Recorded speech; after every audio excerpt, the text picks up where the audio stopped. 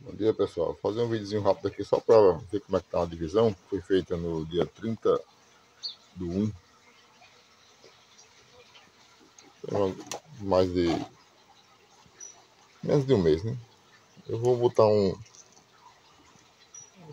aqui um sobreninho porque ela já tem postura e o espaço tá ficando pequeno. Eu não costumo botar logo assim não, deixa crescer mais. Olha lá a rainha. A rainha aqui, né? Olha.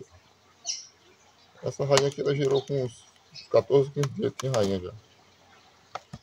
Mas como tá, ainda tem disco aqui na centro, aí praticamente sem espaço, eu vou botar um sobreninho para subir mais rápido, né, a postura. Porque senão ela vai começar a diminuir aqui, ó. Enquanto esses nascem, ela não consegue fazer aqui, né? Geralmente eu deixo passar mais de um mês para poder colocar. Eu deixo